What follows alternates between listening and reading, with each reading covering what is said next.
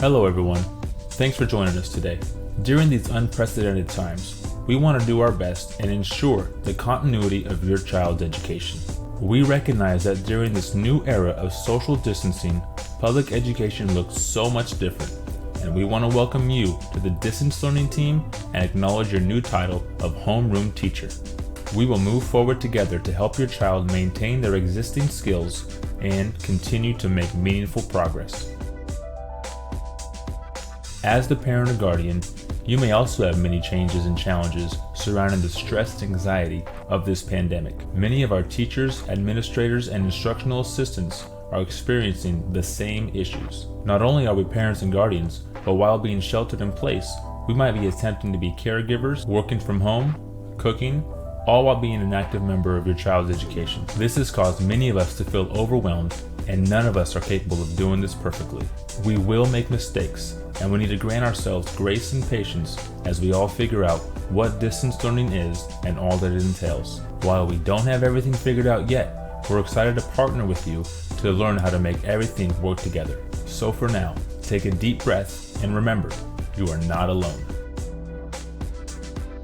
There are many articles, blogs, and websites dedicated to distance learning that suggest ideas to ensure a successful learning environment for you and your child. Most of these resources suggest similar ideas, which include setting up a dedicated learning space, setting a schedule to identify and share schooling responsibilities, and the use of a timer to ensure you are staying on schedule, accessing and becoming familiar with technology, working with your child's teacher if you are unable to access this technology, managing your child's screen time and access to safe content on the internet. Common Sense Media is the leading source of entertainment and technology recommendations for the family, treating distance learning as real school, where attentiveness, homework, and attendance matter.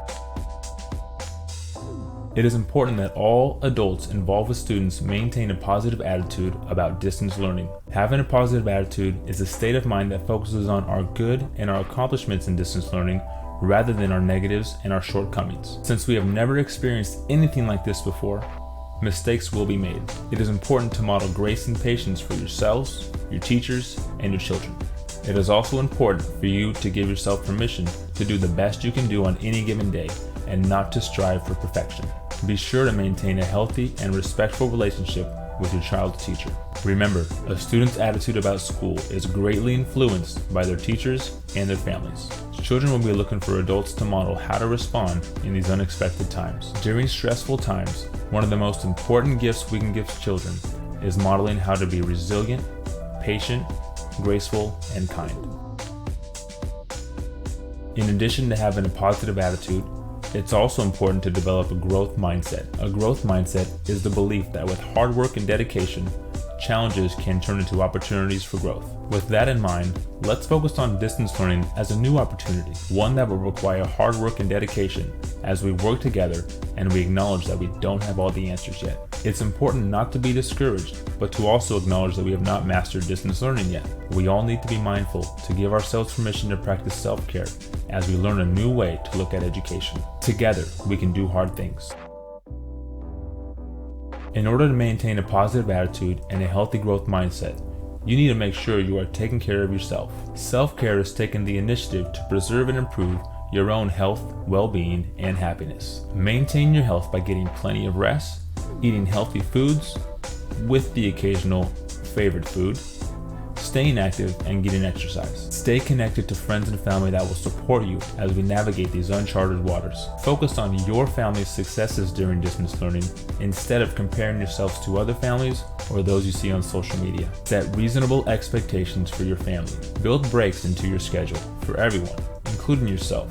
These are trying times for everybody. Have a list of independent activities that you and your child have agreed upon that can be accessed once they finish their schoolwork. This will give you the space to be able to complete your own work or chores. Avoid power struggles with your child. Offer choices and options that you can live with that can be accessed in a given amount of time using a timer. Avoid micromanaging in distance learning. Allow your child to complete their work with support from you only if they need it. Micromanaging your child can be self-defeating and could send the message that you don't believe your child is capable of doing the work. Students will need to try and fail in order to build independence and self-confidence. Life skills are an essential part of everyday learning, and distance learning provides you and your child a chance to learn these life skills together. By your side, students can learn essential life skills such as how to cook, doing the laundry, basic chores, or even taking care of pets. Most importantly, check in with your child daily to determine how they're feeling in response to all of these big changes. Stress and anxiety are totally normal responses. Children and families may be experiencing grief and disappointment from lost activities and lost transitions. You can create new family rituals to take place of those you've missed. And don't forget to breathe. Eddie Hillesum said, sometimes the most important thing in the whole day is the rest we take between 2 deep breaths.